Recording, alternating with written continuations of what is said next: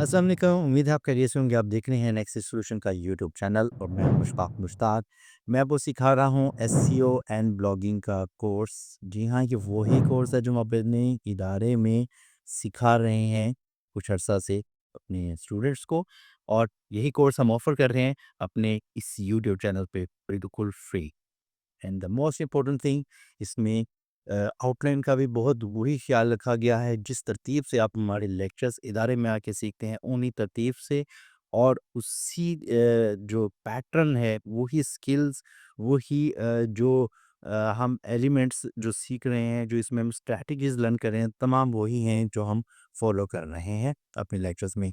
तो बड़ा important lectures हैं, बहुत इंपॉर्टेंट टॉपिक हैं। इसमें इस कोर्स में हम क्या क्या कवर कर चुके हैं, क्या-क्या कर रहे हैं, और इस स्टेज पे है जो आज हम कवर करने वाले हैं, आज के लेक्चर में हम क्या सीखेंगे। इसके लिए गुज़िश्ता आप लेक्चर्स देख लीजिएगा, आपको इंट्रोडक्शन मिल जाएगा कि हम क्या-क्या सीख चुके हैं और उस कोर्स में फ़ायदा क्या होने वाला है आपको सीखने वालों को। तो आज के लेक्चर जो हम स्टार्ट कर रहे हैं, इसका टॉपिक है कि वर्डप्रेस के पेजेस और पोस्ट क्या होते हैं।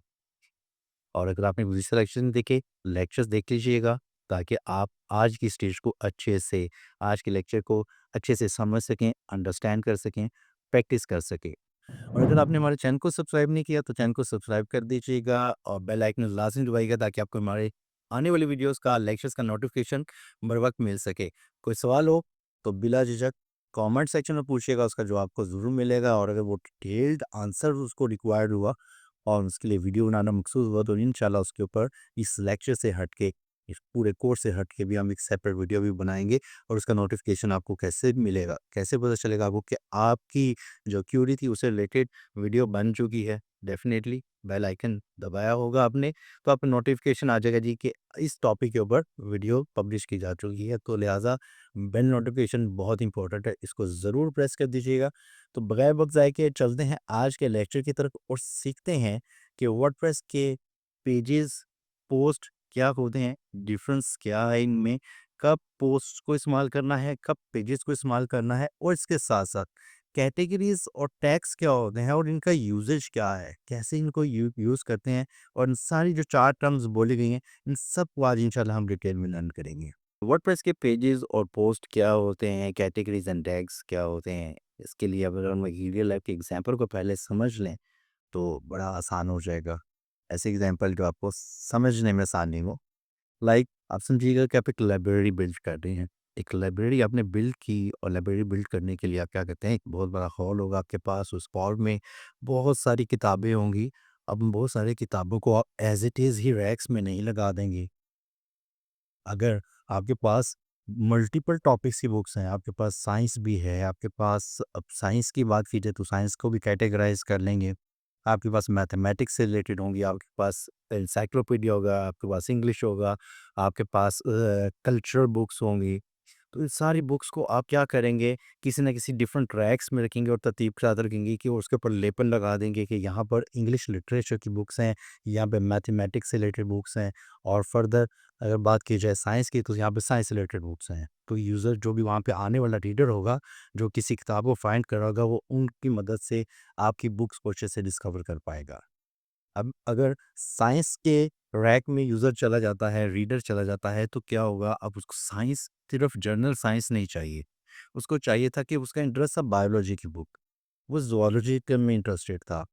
फिर कैसे उसको पता चलेगा? अब फर्दर उस अपने रैक को भी फर्दर कैटेगराइज़ कर देते हैं, और उस कैटेगराइज़ेशन में आप जो बुक का जो बंच था उनको इस तरीके से सॉर्ट करते हैं कि वहाँ पे क्लियरली लिखा हो कि ज़ूलॉजी है या बॉटनी से रिलेटेड है।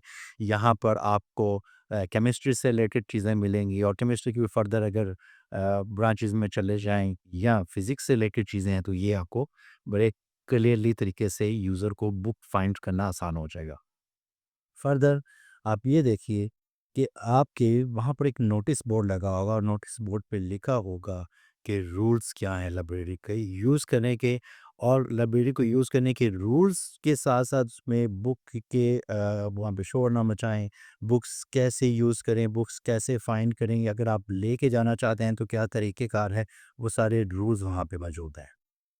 एक नोटिस बोर्ड वहाँ पे एक और लगा हुआ है, उस नोटिस बोर्ड पे आप बुक्स के हवाले से कोई अगर इवेंट करना चाहते हैं, तो उस सेरेमनी के हवाले से कोई चीज़ है, वो गेट टुगेदर है किसी चीज़ के लिए, किसी एक्टिविटी को परफॉर्म करना चाहते हैं, तो वहाँ पर आपके नोटिसेस वगैरह लगे हुए हैं, जो रिसेंट हो सकते हैं।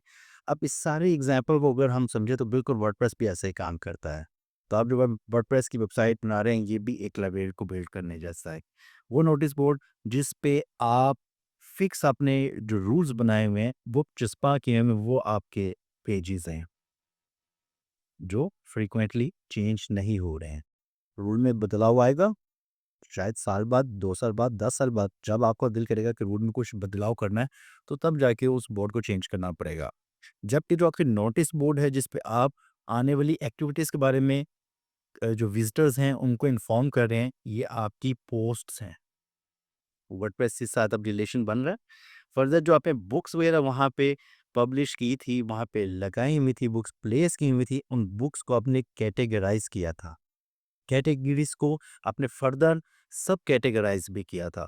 और अगर किसी एक ख़ास सब कैटेगरी में आपने कुछ लेबल्स लगा दिए कि ये इन टॉपिक्स से रिलेटेड बुक्स हैं, तो ये टैग्स हैं आपके।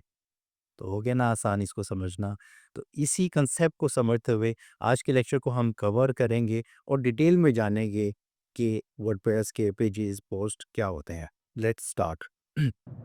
वर्डप्रेस के पेजेस स्टैटिक होते हैं, स्टैंड अलोन कंटेंट, जो आपकी टाइम सेंसिटिव नहीं होते, वो कंटेंट को वहाँ पर पब्लिश किया जाता है। फॉर एग्जांपल, आपने अपनी वेबसाइट का एक होम पेज बिल्ड किया।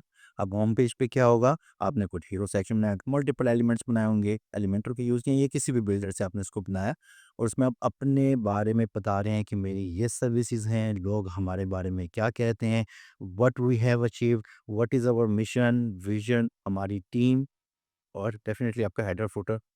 तो ये पेज में आपने एक दफ़ा जो चीज़ क्रिएट कर दी है, सेम अबाउट अस में ही, सेम आपके कॉन्टैक्ट पेज में, राइट फॉर अस पेज पे, तो पॉलिसीज़ जो आपने अपनाई हुई हैं, टर्म्स एंड कंडीशंस हैं, ये सारी चीज़ें आपकी एक स्टैटिक इन्फॉर्मेशन है जिसको आप फ्रीक्वेंटली चेंज नहीं करते और ये टाइम सेंसिटिव नहीं होती हैं।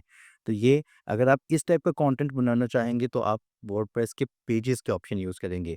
पेजेस की ऑप्शन कहाँ पे मिलती है, साथ-साथ इसका प्रैक्टिकल भी करते रहते हैं और थ्योरी भी साथ में लर्न करते रहते हैं ताकि थोड़ी-सी मोनोटोनस ना हो, बोरियत ना हो कि आज सिर्फ थ्योरी लर्न कर रहे हैं, प्रैक्टिकल कहाँ पे गया। तो प्रैक्टिकल कर लेते हैं। प्रैक्टिकल के लिए क्या है, वर्डप्रेस के डैशबोर्ड में आप आ जाएँगे और वर्डप्रेस के डैशबोर्ड में आपके पास यहाँ पर ऑप्शन है साइड बार में पोस्ट की और पेजेस की। आपके पेजेस में आप चले जाइएगा, अगर पेज क्रिएट करना है, तो यहाँ पर आपके तमाम लिस्ट ऑफ पेजेस आपको मिल जाते हैं, जो आपने पब्लिश किए हुए हैं या अवेलेबल हैं या ड्राफ्ट में पड़े हुए हैं। और ये पेजेस वो भी हो सकते हैं, आपने परेशानी होना कि मैंने तो पेज ही कोई नहीं बनाया, भी मेरी साइट पे 2, 4, 6, 8 पेजेस बने हुए हैं। वो कैसे बने कि आपने कोई थीम अप्लाई किया था या कोई टेम्पलेट इंपोर्ट किया था का उस टाइम पे उस टेम्पलेट के साथ ही उस थीम के साथ आपको मल्टीपल पेजेस और पोस्ट मिल जाते हैं जो कि डमी कंटेंट कैरी करते हैं। आपने क्या करना है, जब भी ऐसा कोई थीम या टेम्पलेट इंपोर्ट करते हैं तो उसका टेक्स्ट, उसका जो इमेजेस हैं उनको आपने चेंज करना है अपनी ही रिक्वायरमेंट को पूरा करते हुए। आपने उन इमेजेस को यूज़ नहीं करना। तो अब पेज आ गए हैं आपके पास सारे। इन पेजेस को आप फिलहाल इग्नोर करते हैं। नया पेज कैसे क्रिएट करना है? ऐड न्यू पेज के बटन पे क्लिक करेंगे, तो ऐड न्यू पेज के लिए आपके पास एक ऐसा इंटरफ़ेस आपके सामने आएगा। इस इंटरफ़ेस पे आप अपने पेज का नाम, टाइटल वगैरह ऐड करेंगे और फॉर एग्ज़ाम्पल हम होम पेज बनाना चाह रहे हैं।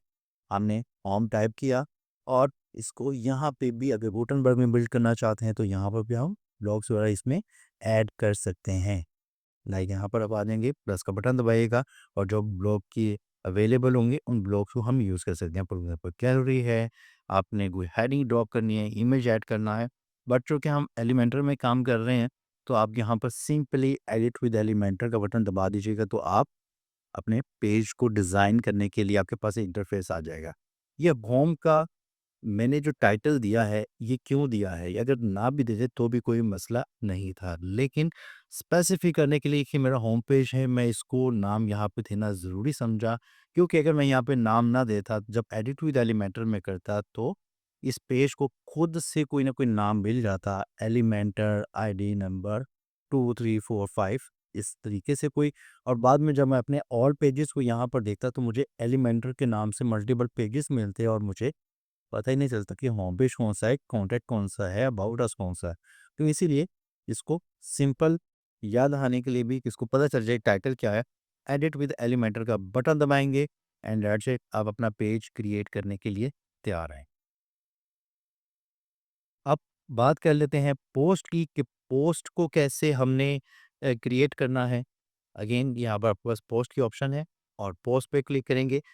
सेम जैसे पेजेस की लिस्ट आपको मिल गई थी, ऐसे ही आपको अब मिल जाएगी वो तमाम पोस्ट की लिस्ट जो आपकी साइट पे एग्जिस्ट करती हैं। ये आपकी क्रिएट करता भी हो सकती हैं, टेम्पलेट थीम की इंपोर्ट करता भी हो सकती हैं। तो लिहाजा ये तमाम पोस्ट यहाँ पे आपको दस्तियाब हैं। नई पोस्ट क्रिएट करने के लिए आप ऐड न्यू पोस्ट का बटन दबाइएगा और आपके सामने अगेन एक इंटरफेस आ जाएगा जो बिल्कुल पेजेस के जैसा दिखता होगा। और इस इंटरफेस पे आप अपनी पोस्ट को क्रिएट करना सीखेंगे। आप अपने ब्लॉग का, अपने आर्टिकल का टाइटल यहाँ पे मेंशन कीजिएगा। आप डिफरेंस क्या है दोनों में, कैसे पता चलेगा ये जो इंटरफेस इस वक्त मेरे सामने खुला हुआ है, ये पेज के लिए है, ये ब्लॉग के लिए है? इसके लिए सिंपल यहाँ पे आप टैब देखिएगा, ये जिस वक्त मैं माउस लेके आया हूँ, इस एरिया में पोस्ट लिखा नज़र आ रहा है। और आपने नोट किया कि जब हम पेज को क्रिएट कर रहे थे, तो उस जगह पे आपके पास पेज का वहाँ पे टाइटल नज़र आ रहा था। तो ये भी एक डिफरेंस है आपको इस एनवायरनमेंट को समझने के लिए। दोनों बिल्कुल सेम तरीके से काम करते हैं और दोनों की डिज़ाइनिंग भी तकरीबन सेम हो सकती है, लेकिन डिज़ाइनिंग से मुराद जो वन टाइम आप इसको बना रहे हैं, लाइक कि मैंने होम पेज को बनाया, यहाँ पर ये पेज नज़र आ रहे हैं आपको, और पोस्ट पे ये सेम इंटरफेस है पोस्ट का।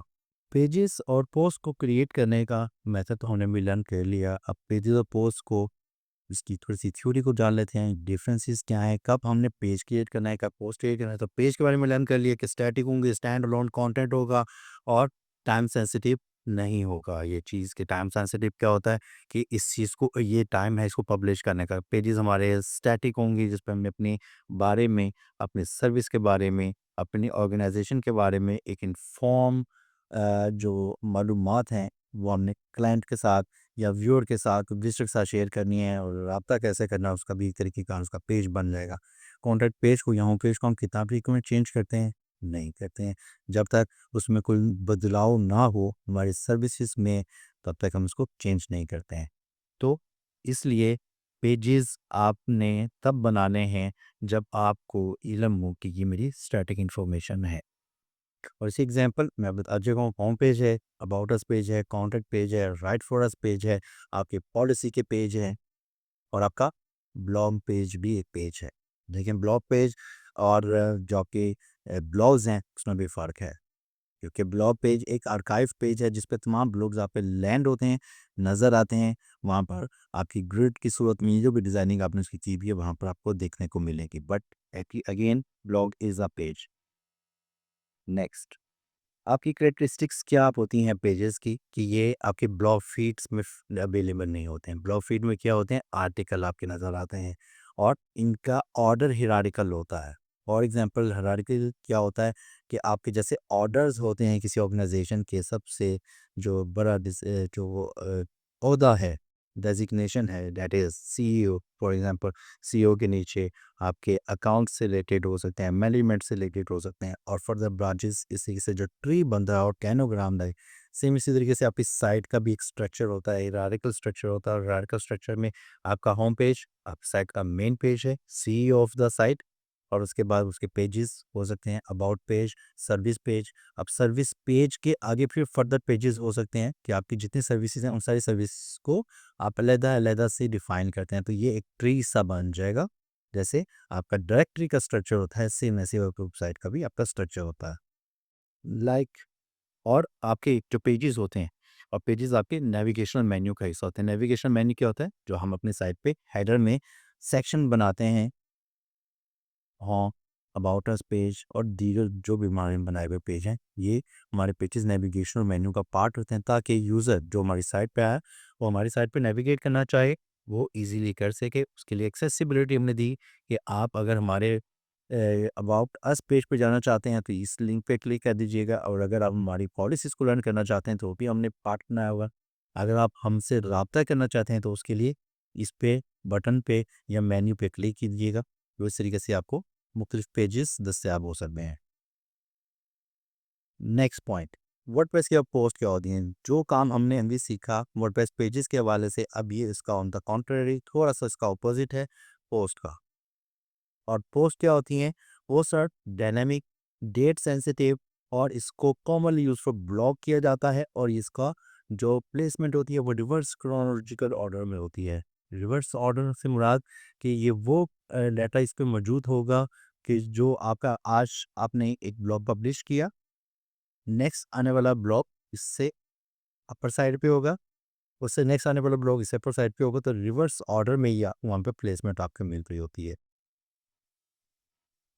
नहीं, इस एग्ज़ाम्पल ब्लॉग पोस्ट है, न्यूज़ आर्टिकल हैं या आपकी जो आप कोई रेसिपीज़ वगैरह इस टाइप पे काम कर रहे हैं, तो जो भी आपके ब्लॉग आर्टिकल्स होंगे जो टाइम सेंसिटिव हो जाते हैं। फॉर एग्ज़ाम्पल आपके अगर न्यूज़ साइट है तो पाकिस्तान में या आपके किसी शहर में होने वाली कोई बड़ी जो कोई एक्टिविटी है, कोई ऐसी रिपोर्ट है, कोई ऐसे हेल्थ इश्यू हैं, जो इस वक़्त चल रहे हैं, लाइक कोरोना की बात अगर की जाए तो उस वक़्त दौर में कोरोना के टॉपिक पे बात की जाती तो उसको सर्चेस मिलती तो आपकी साइट पर ट्रैफिक आ सकती थी। लेकिन आप आज के टाइम पे अगर आप कोरोना के ऊपर बात करेंगे, उसके ऊपर ब्लॉगिंग करेंगे तो आपको मिलने वाले रिजल्ट्स बहुत कम होंगे। आप पॉलिटिक्स की बात करें तो पॉलिटिक के इवेंट अगर इलेक्शंस हो रहे हैं, इलेक्शन के बारे में अगर आप बात करना चाहते हैं, इलेक्शन के रिजल्ट्स के बारे में बात करना चाहते हैं तो इसकी सर्चेस कब होंगी? ये टाइम सेंसिटिव डाटा था, ये उस टाइम पे किया जाता तो बेहतर था। लेकिन अगर आज की डेट में जब इलेक्शन को गुज़रे कुछ साल हो चुके हैं, उस वक़्त अगर आप इलेक्शंस के बारे में बात करेंगी तो उसका आपको कोई फ़ायदा नहीं होगा। तो इसीलिए ब्लॉग्स टाइम सेंसिटिव हैं और पेजेस टाइम सेंसिटिव नहीं है। पेजेस आपके स्टैटिक हैं और ब्लॉग्स आपके डायनामिक हैं, जिसको आप फर्दर अपडेट भी करते हैं। फॉर एग्ज़ाम्पल आपने कुछ अर्सा पहले एक ब्लॉग भी पब्लिश किया था, जिस ब्लॉग में आपने लिखा कि ये ए एक मिथ थी और इस मिथ को मिथ से मुराद लाइक एक मफ़रूज़ा कि जैसे अपने बात कीजिए कोरोना की बात करते हैं तो कोरोना में क्या था कि आप ये हर्ब्स को अगर इस्तेमाल कर लेंगे तो आपको कोरोना नहीं होगा। तो ये अगर मिथ थी, आपने डिक्लेयर की थी कि ये मिथ थी और बाद में पता चला नहीं नहीं ये प्रूवन स्ट्रेटजी थी और प्रूवन मेथड था टू क्योर कोरोना वायरस कोविड-19। तो उस पे आप उसको अपडेट कर सकते थे अपने आर्टिकल, ताकि आपके सर्च करने वाले यूज़र, आपकी साइट पे आने वाले यूज़र उसको रियल टाइम एक अच्छे अंदाज में वो कर सकें, लर्न कर सकें और आप अपनी अथॉरिटी बिल्ड कर सकें। और आपकी इसकी अपीयरेंस कहाँ पे होती है आपके ब्लॉग्स की? आपकी अपीयरेंस आपके फीड्स में, आपके आर्काइव्स में। अभी हम रॉ पेज की बात कर रहा था और ब्लॉग पेज कैसा दिखता है आपको? ये देखिएगा, हम अपने एक ब्लॉग पेज पे चले जाते हैं। ये हम साइट पे हैं, इस पे ब्लॉग पे क्लिक करेंगे, ब्लॉग इज़ अ पेज और इस ब्लॉग पे क्लिक करने से हमें क्या मिलता है? ये तमाम ब्लॉग्स हमें यहाँ पे नज़र आ रहे हैं। बट नज़र क्या आ रहे हैं? पोस्ट्स। पेज है ब्लॉग का और उस पे हमने आर्काइव किया अपनी पोस्ट वगैरह को, यहाँ पे हम उसको देख सकते हैं। पेजेस के साथ हम अपना कोई मेटा डाटा शो नहीं रिफ्लेक्ट करते हैं और उस पे यूजुअली हम कमेंट भी सीक नहीं कर रहे होते मांगे हो, लेकिन पोस्ट पे हम कमेंट वगैरह इनकरेज करते हैं, एक्सेप्ट करते हैं। तो जो भी रीडर्स होंगे वो वहाँ पर आके एंगेजमेंट कर सकें, क्वेश्चन कर सकें, बात कर सकें। ये भी एक दोनों चीज़ों में डिफरेंस है। और इसकी मेटा डाटा क्या होता है कि आप इस पेज को पब्लिश करने वाला कौन था, हु वाज़ द ऑथर, कब पब्लिश किया गया और उस पे कमेंट के बाद में बता चुका हूँ। तो लेकिन पोस्ट पे हम उसका ऑथर की डिटेल, ऑथर की बायो भी मेंशन कर देते हैं ताकि रीडर को पता चले कि एक्स ऑथर कोई भी ऑथर, फॉर एग्जांपल अशफाक ने ये ब्लॉग पब्लिश किया, रिजवान ने इस टॉपिक पे बात की। तो इस तरीके से जब पता चल रहा है कि रिज़वान की एक्सपर्टीज़ टेक में है, वेब डेवलपमेंट में है, तो उस तरीके से आपकी ऑडियंस पे बिल्ड हो जाती है। बट पेजेस से चूँकि हमारी इंटेंशन ऐसी नहीं होती है, तो इसके ऑथर्स वगैरह, इसका मेटा डाटा नहीं शो किया जाता। अब हम थोड़ा-सा दोनों को साथ-साथ में रख के जान लेते हैं कि वर्डप्रेस के पेजेस और पोस्ट में डिफरेंसेस क्या होते हैं मेनली। सबसे पहले purpose, permanent evergreen content, pages static वाली बात अगेन कि ये वो कंटेंट होता है जो परमानेंट होता है, जिसको में कोई फ्रीक्वेंट चेंजेस नहीं आती। लेकिन ब्लॉग टाइम सेंसिटिव होता है और डायनामिक होता है और उसमें अपडेट्स होते हैं। टाइम सेंसिटिव पोस्ट पे आपके टाइम सेंसिटिव होती है, जबकि पेजेस आपके टाइम सेंसिटिव नहीं होते हैं। Organized by, no organized by category और टैग्स। आप अपने पोस्ट को तो कैटेगरीज और टैग्स असाइन कर सकते हैं, बट आपके पेजेस की कोई कैटेगरीज और टैग्स नहीं होते हैं, उसको आप इस तरीके से मैनेज नहीं करते हैं। आपके पेजेस ब्लॉग्स में अपेयर नहीं होते हैं, लेकिन आपके पोस्ट, आपके आर्टिकल्स, आपके फीड्स में, आपके आर्काइव पेज पे प्लेस हो रहे होते हैं। हायरार्की स्ट्रक्चर कि ये पेरेंट और चाइल्ड हो सकते हैं। पेरेंट और चाइल्ड कैसे बनते हैं बताया था आपको, नहीं याद तो मैं आपको क्विकली बता देता हूँ। आप अपने वर्डप्रेस के डैशबोर्ड में आ जाइएगा और अपने पेजेस में आ जाएं। पेजेस में आके आपके और इन पर मल्टीपल पेजेस हैं, एक से ज़्यादा पेजेस होंगे तो पेरेंट और चाइल्ड को डिक्लेयर करेंगे ना आप। आपके पास मल्टीपल पेजेस हैं। फॉर एग्जाम्पल मैं इस पेज को, ये मेरा कॉन्टैक्ट पेज यहाँ पे आपको नज़र आ रहा है, कॉन्टैक्ट पेज को मैं चाहता हूँ कि ये पेरेंट इसका डिक्लेयर कर दूँ या इसको पेरेंट बना दूँ। तो मैं अगर चाहता हूँ क्विक एडिट पे क्लिक करूँ, यहाँ पे लिखा हुआ है पेरेंट, इसका लिखा हुआ है parent main page by default, कि जो मेन पेज था ये उसका इसका पेरेंट फिलहाल कंटेंट पेज का पेरेंट नहीं है और ये होम पेज के अंडर आता है उस ट्री में।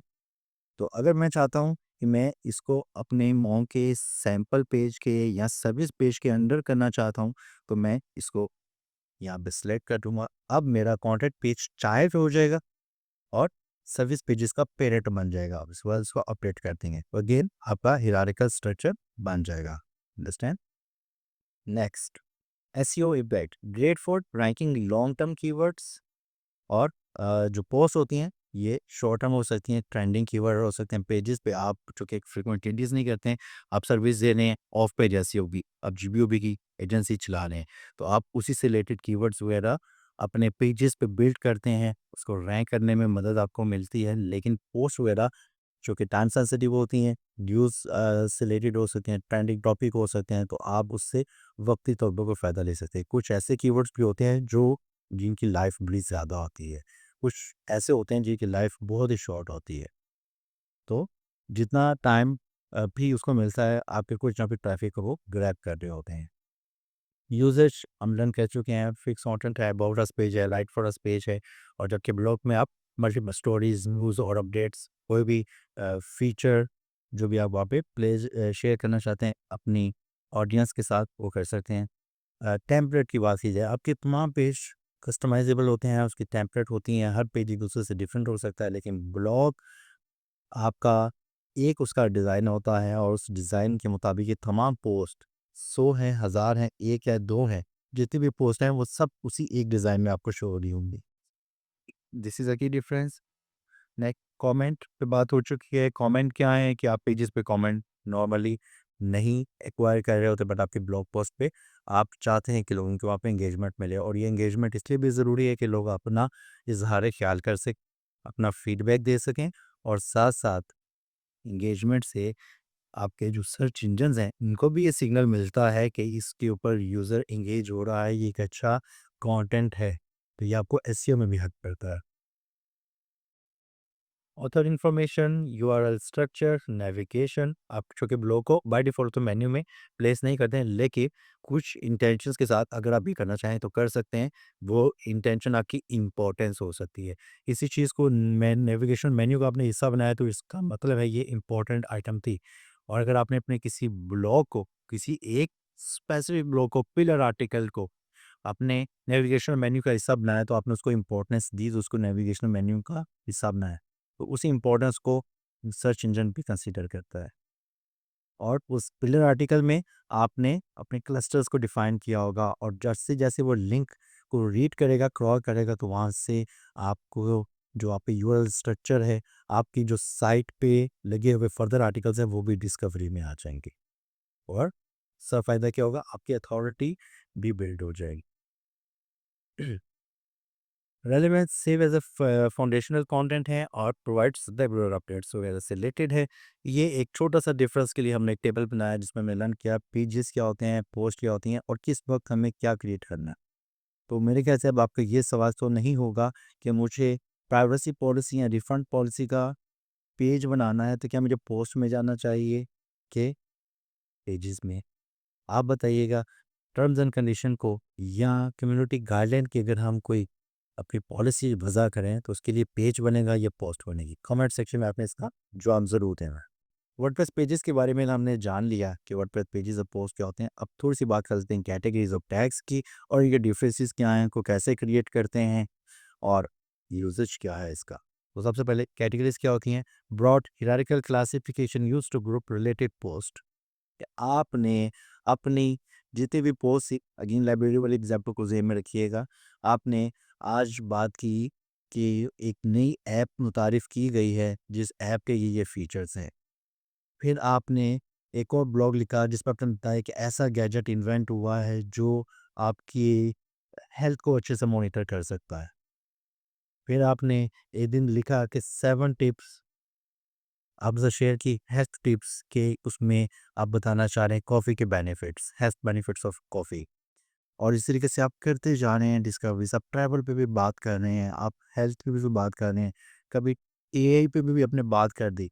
अब ये सारे ब्लॉग्स आपके एक आर्काइव में तो आ गए, बट इसको आपने अगर कैटेगराइज नहीं किया तो इसको मैनेज करना मुश्किल हो जाएगा आपके लिए। आप क्या करेंगे, जो टेक वाले होंगे उनको टेक की कैटेगरीज असाइन कर देंगे। कैसे करना है वो भी हम देख लेते हैं। और जो आपके हेल्थ के होंगे उनको हेल्थ की कैटेगरी असाइन कर देंगे। अब अगर टेक की बात की जाए, टेक कैटेगरी की भी तो सब कैटेगरीज होंगी। जैसे हमने भी बात की थी लाइब्रेरी में, साइंस के टॉपिक में फिजिक्स, केमिस्ट्री, बायो और दीगर टॉपिक्स और फर्दर इनकी ब्रांच है। तो इस तरीके से हम अपनी कैटेगरीज में भी सब कैटेगरी डिफाइन कर सकते हैं। टेक में साइबर सिक्योरिटी, आपका एआई, आपका हाउ टू ट्रबल शूटिंग, तो ये सारी चीज़ें आपकी कैटेगरी में आ सकती हैं। आप कोई क्रिप्टो पे बात करना चाहते हैं, ये भी आपकी टेक की कैटेगरी की एक सब कैटेगरी है। तो इसी तरीके से हेल्थ की भी आप इस तरीके से डिफाइन कर सकते हैं। आपकी ट्रैवल की है, फैशन की है, फिटनेस की है, सारी कैटेगरीज आप इस तरीके से डिफाइन करेंगे। और जैसे जैसे जो आर्टिकल है, जो कीवर्ड है, जो आपका वो किस कैटेगरी में बेस्ट फिट आता है, उस तरीके से आप अपनी कैटेगरीज को वहाँ पे असाइन कर देंगे। अब चलते हैं अपनी वर्डप्रेस में और वर्डप्रेस के डैशबोर्ड में जाके देखते हैं कि कैटेगरीज को क्रिएट कैसे करते हैं। वर्डप्रेस में चले गए, अपने पोस्ट के मेन्यू पे भी आते हैं। पोस्ट को ऊपर माउस लाते ही, होवरिंग करते ही हमारे सामने एक छोटा सा मेन्यू अपीयर होता है जिस पे लिखा हुआ है ऑल पोस्ट। और ऑल पोस्ट पे क्लिक करने से जितनी भी हमारी एग्जिस्टिंग पोस्ट होंगी वो आपको नज़र आ जाएंगी। ऐड न्यू पोस्ट अभी हमने करके देखा था कि इस पे क्लिक करने से क्या होगा कि आप नई पोस्ट क्रिएट करना चाह रहे हैं, लेकिन नीचे आपको कैटेगरीज और टैग्स नजर आ रहे हैं। कैटेगरीज पे आप क्लिक कीजिएगा तो कैटेगरीज पे आप अपनी कैटेगरीज डिफाइन कर सकते हैं। सबसे पहले तो आप डिफाइन करेंगे ना कि आपकी कैटेगरीज हैं क्या। फॉर एग्जांपल मेरी कैटेगरी है टेक। मैंने टेक की कैटेगरी, टेक्नोलॉजी की कैटेगरी डिफाइन की और इसके साथ स्लग की भी ऑप्शन मौजूद है। अब स्लग क्या होता है बताया था पहले, भूल गए हैं? अगर आपको याद है तो कमेंट सेक्शन में बताइएगा। मैं देखता हूँ कि कौन कौन से स्टूडेंट्स हैं जो अच्छे से लर्निंग कर रहे हैं, चीज़ों को याद रखते हैं। स्लग क्या है? आपका कोई भी यूआरएल है, उस यूआरएल में या फिर डोमेन का एड्रेस है, डोमेन के बाद ये जो एक लेबल आपको नज़र आ रहा है, ये आपका स्लग है जो डिफाइन कर रहा है ये एक्चुअली क्या चीज़ है। ये बता रहा है कि ब्लॉग का पेज है। आप किसी और पेज पे क्लिक करें, लाइक अबाउट अस पे क्लिक कर देते हैं, तो आप देखिएगा अब स्लग चेंज हो जाएगा अबाउट। आप गेट इन टच पे क्लिक करते हैं तो अब आपका स्लग चेंज हो गया कॉन्टैक्ट। तो इस तरीके से आप अपने पेजेस को यूआरएल में डिफरेंशिएट करते हैं बेटर अंडरस्टैंडिंग के लिए, for the users, for yourself, अपने लिए भी, यूजर के लिए भी और सर्च इंजन के लिए भी। तो यहाँ पर इसी तरीके से आप कैटेगरीज को भी असाइन करते हैं। जैसे ब्लॉग की बात की जाए तो ब्लॉग एफिलिएट मार्केटिंग की यहाँ पे कैटेगरी है। इस पर जैसे हम क्लिक करते हैं तो हमें क्या नज़र आता है? स्लग designsvalley.com कैटेगरी, कैटेगरी है बता रहा है। और कैटेगरी कौन सी है? Affiliate marketing. Next digital marketing पे क्लिक करते हैं। अब आपका बता रहा है कि आपका स्लग बता रहा है आपको यूआरएल में, आपको कैटेगरी से पता चल रहा है कि आपकी साइट पे कैटेगरी बनी हुई है और कैटेगरी कौन सी है? डिजिटल मार्केटिंग की। तो इस तरीके से आपका यूआरएल का स्ट्रक्चर भी इंप्रूव हो जाता है। अंडरस्टैंडिंग फॉर योरसेल्फ और योर विजिटर, आपकी ऑडियंस और सर्च इंजन के लिए आसान रहता है इसको अंडरस्टैंड करना। अब वापस आते हैं अपने उसी टैब पे। यहाँ पे अब आपने स्लग भी बताना है कि इसका टैग की कैटेगरी का स्लग क्या होगा। जैसे वहाँ पे एफिलिएट मार्केटिंग, ये भी आपने देखा, यहाँ पे आप स्लग भी बताइएगा। फॉर एग्जाम्पल इसका स्लग है tech, technology, tech blog, anything. लेकिन अगर मैं यहाँ पर स्लग मेंशन ही नहीं करता हूँ तो बाय डिफ़ॉल्ट वर्डप्रेस जो स्लग इसमें मैंने जो नेम मेंशन किया था टैग का, वो ऑटोमेटिकली आपका स्लग बन जाएगा। तो मैं यहाँ पे अपनी टैग कैटेगरी के बारे में शॉर्ट से डिस्क्रिप्शन, और शॉर्ट से डिस्क्रिप्शन क्या है कि इस कैटेगरी में क्या-क्या कवरेज होने वाली है, ये टैग कैटेगरी क्या है एक्चुअली डिफाइन करना चाहें, वहाँ पे उसकी डिस्क्रिप्शन ऐड कर दें। नहीं समझ आती तो आस्क चैटजीपीटी कि मुझे अपने टैग कैटेगरी की डिस्क्रिप्शन बनानी है, शॉर्ट से डिस्क्रिप्शन बनाएँ और यहाँ पे पेस्ट कर दीजिएगा। और करने के बाद ऐड न्यू कैटेगरी का बटन दबाइएगा। आपकी टैग कैटेगरी ये अब नज़र आ रही है, बन चुकी है। इसको आपने एडिट करना है, दोबारा से इसका स्पेल चेंज करने हैं, इसका स्लग चेंज करना है तो आप कर सकते हैं। क्विक एडिट में आपके पास नेम और स्लग की ऑप्शन मिल गई, और अगर डिलीट करना चाहते हैं तो आप इसको डिलीट कर दीजिएगा। व्यू का मतलब है इसको आप देखना चाहते हैं कि ये क्या है, तो ये ऐसा दिखेगी आपकी टैग की होगी। यहाँ पे आपने जो डिस्क्रिप्शन दी होगी वो यहाँ पर आपको नज़र आ जाएगी। ठीक हो गया? वापस आते हैं, एक और कैटेगरी डिफाइन करते हैं और उस कैटेगरी का नाम है आर्टिफिशियल इंटेलिजेंस, और इसको अगर शॉर्ट लिखें तो एआई। एआई की कैटेगरी हम बना रहे हैं और इसका स्लग मैं अगेन स्किप कर रहा हूँ, इसलिए कि एआई का स्लग भी एआई ऑटोमेटिकली आ जाना चाहिए। यहाँ पर अब एआई क्या है? हेल्थ है, फैशन है, ये किस कैटेगरी की है? तो इसकी कैटेगरी कौन-सी बनती है? टेक। अब टेक में है तो इसका पेरेंट डिफाइन कर दें यहाँ, क्योंकि पेरेंट इसका टेक है और इसको क्रिएट करते हैं। अगेन डिस्क्रिप्शन ऐड कीजिएगा और ऐड न्यू कैटेगरी करते हैं।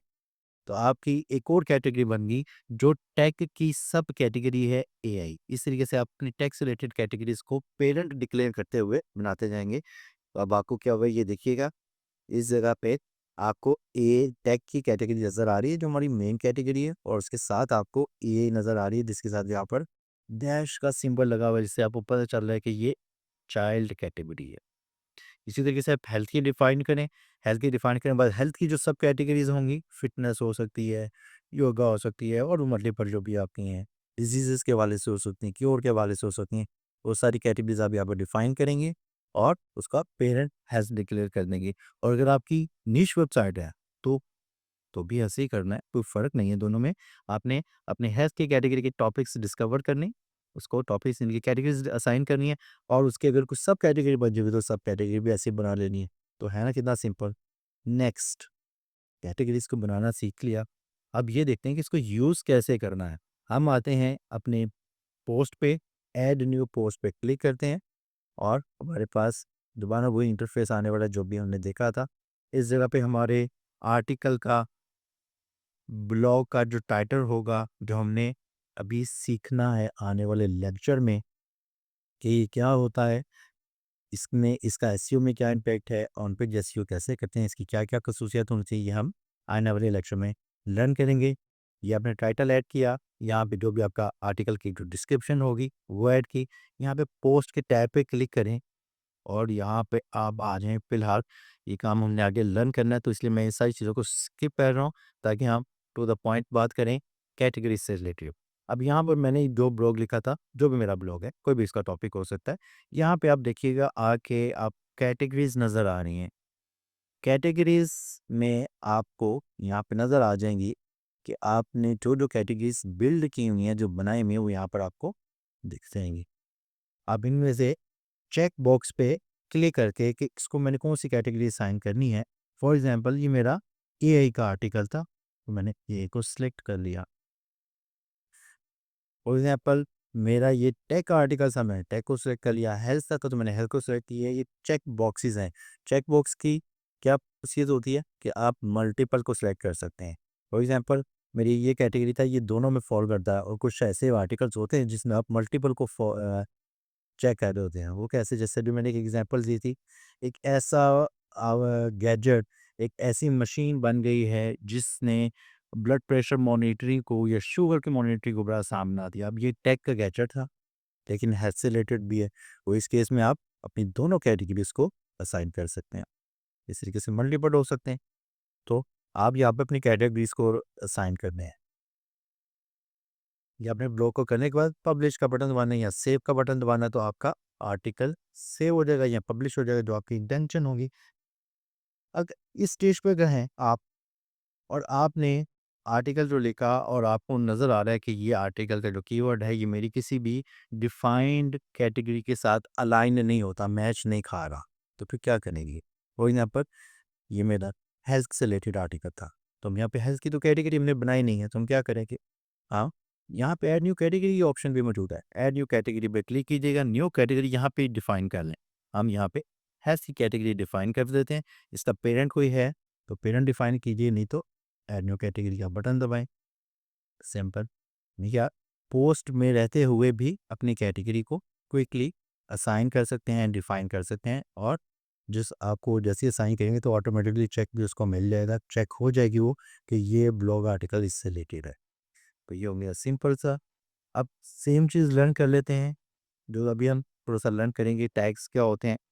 तो लेकिन इसको क्रिएट कैसे करना है, इसी कैटेगरी के नीचे ही आपको देखना है, ये टैग्स की ऑप्शन आपको नज़र आ रही है, इस पे क्लिक कीजिएगा। यहाँ पर टैग्स आपने डिफाइन करने हैं। बिल्कुल ऐसे ही जैसे कैटेगरीज़ डिफाइन कर सकते हैं, वैसे ही आप टैग्स भी कर सकते हैं। यहाँ पे टैग्स पे क्लिक कीजिए डैशबोर्ड में आके, और मैं भी दूसरे इंटरफेस पे भी आपको दिखाता हूँ। जैसे यहाँ पे आके अपने टैग्स डिफाइन करेंगे। अब टैग्स होते क्या हैं? पहले ये जान लेते हैं, डिफाइन बाद में कर लेते हैं। आपने अगर आप इसी कोई होगी यूट्यूब पे एक काम करते हैं, वीडियोज़ बनाते हैं, चैनल बनाया हुआ है, या इंस्टाग्राम की बात कर लें, ट्विटर की बात कर लें, फेसबुक की, इनमें से कुछ ना कुछ तो आपने यूज़ किया है। तो आप अपनी पोस्ट को कोई ना कोई टैग लगा रहे होते हैं, हैशटैग लगा रहे होते हैं, ताकि मेरी पोस्ट सर्चेज़ में आ सके। उसके लिए आप जो टैग यूज़ करते हैं वही ये वही टैग्स हैं। अब ये टैग क्या करते हैं, आपके आर्टिकल को फर्दर एलैबोरेट कर रहे होते हैं, छोटे-छोटे टैग्स लग रहे होते हैं, ये बता रहे होते हैं कि ये आर्टिकल किस चीज़ से रिलेटेड है। आपने एक आर्टिकल लिखा, यही गैजेट रूल एग्जांपल, और ब्लड प्रेशर से रिलेटेड आपने आर्टिकल लिखा, इसमें आपने टैग जनरेट किया, और ये टैग आप यहाँ पर आके जनरेट करेंगे। आप फॉर एग्जांपल कहते हैं ब्लड प्रेशर, और ऐड न्यू टैग का बटन दबा दिया, तो आपका ब्लड प्रेशर का टैग जनरेट हो गया। लेकिन आप पहले से डिफाइन करने के बजाय आप इसी इंटरफेस पे जिससे कैटेगरी असाइन की थी, सिंपल, उससे भी ज़्यादा सिंपल काम है टैग को असाइन करना, टैग डिफाइन करना। फॉर एग्जांपल ये हैश का आर्टिकल था, मैंने यहाँ पे ब्लड प्रेशर टाइप किया, कॉमा का बटन जैसे ही मैं दबाता हूँ तो ये टैग बन जाता है। तो यहाँ अगर आपके टैग्स बनते जा रहे हैं। नेक्स्ट, ये आर्टिकल था टेक्स्ट से रिलेटेड, गैजेट से रिलेटेड, और इसमें जो टर्म्स यूज़ की गई थी वो चीज़ें मैं यहाँ पर शॉर्टली डिफाइन कर देता हूँ टैग्स की सूरत में। तो मेरे आर्टिकल के साथ एक तो कैटेगरी असाइन हो गई, और साथ में मैंने फर्दर डिफाइन कर दिया कि मेरे इस ब्लॉग में क्या-क्या टॉपिक्स हैं जिन पे बात हो रही है। अब जब आप अपने अगर किसी साइड बार में अपने टैग्स को वहाँ पे दिखाते हैं, उसका विजेट बनाते हैं, और विजेट कैसे बनाते हैं ये तो लर्न कर चुके हैं हम। विजेट्स बनाते हैं तो उस विजेट पे आपके टैग्स भी नज़र आ रहे होते हैं। तो यूज़र कोई भी ब्लॉग आपका पढ़ रहा है, ब्लॉग के साथ साइड बार में जब उसकी नज़र पड़ती है तो वो देखता है यहाँ पर ब्लड प्रेशर से रिलेटेड बात हो रही है। उसने अगर ब्लड प्रेशर पे क्लिक किया तो ब्लड प्रेशर से रिलेटेड जितने भी आर्टिकल होंगे, वो एक आर्टिकल नहीं, वो 10 होंगे, वो 100 होंगे, वो सब वहाँ पर जहाँ-जहाँ पर ब्लड प्रेशर का टैग यूज़ हुआ था, वो वहाँ पर हमको नज़र आ जाएगी। तो इसका मतलब क्या है? किसी स्पेसिफिक टैग से भी आप यूज़र की एंगेजमेंट को, रिटेंशन को बढ़ा सकते हैं। और कैटेगरीज़ भी ऐसे ही काम करती हैं कि किसी एक कैटेगरी पे आप अपनी साइड बार में दिखाते हैं कि मेरी ये कैटेगरीज़ हैं, तो हेल्थ के आर्टिकल पे कोई यूज़र लैंड होता है, उसको साइड बार में नज़र आती है, यहाँ पे टेक से रिलेटेड भी आर्टिकल मौजूद है। या हेल्थ की बात है, हेल्थ की साइड है तो फिटनेस की भी बात है, वो फिटनेस पे क्लिक करेगा, अब क्या होगा? सिर्फ़ फ़िटनेस के आर्टिकल्स नज़र आएँगे। लेकिन अगर आपने कैटेगरीज़ डिफ़ाइन ना की होती, अपने आर्टिकल्स को कैटेगरीज़ असाइन ना की होती, तो फिर फ़िटनेस के इंटरेस्ट वाला बंदा आपकी साइट पे फर्दर डिस्कवरीज़ कैसे करता? उम्मीद है ये आज का इन्फॉर्मेटिव लेक्चर था तो बेसिक, लेकिन हमने इसको डिटेल में लर्न किया, एग्ज़ाम्पल के साथ लर्न किया, उसे प्रैक्टिकली लर्न किया कि कैसे पेजेज़ और पोस्ट क्रिएट होते हैं। इनमें फ़र्क क्या होता है, कब पेजेस बनाने हैं, कब पोस्ट बनानी है, और कैटेगरीज़ कैसे बनती हैं और साइन का आर्टिकल्स को कैसे होती हैं और टैग्स कैसे काम करते हैं, ये सब चीज़ें आज के लेक्चर में हमने सीखी। आपके कुछ सवालात हैं? कुछ आपको लगता है कुछ इन्फॉर्मेशन ऐसी होनी चाहिए थी इसमें जो मिस है, कमेंट सेक्शन में बताइएगा। लाज़मी कवर करेंगे, लाज़मी एड्रेस करेंगे। चैनल को सब्सक्राइब नहीं किया तो सब्सक्राइब ज़रूर कर लीजिएगा। बेल नोटिफिकेशन बार बार इम्पोर्टेंस देते हैं इसको, ज़रूर दबा दीजिएगा और शेयर कर दीजिएगा अगर आप समझते हैं कि वैल्यूएबल कंटेंट है और लोगों का भी इससे भला होना चाहिए, फ़ायदा होना चाहिए, उनको भी ये स्किल सीखना चाहिए, तो शेयर कर दीजिएगा।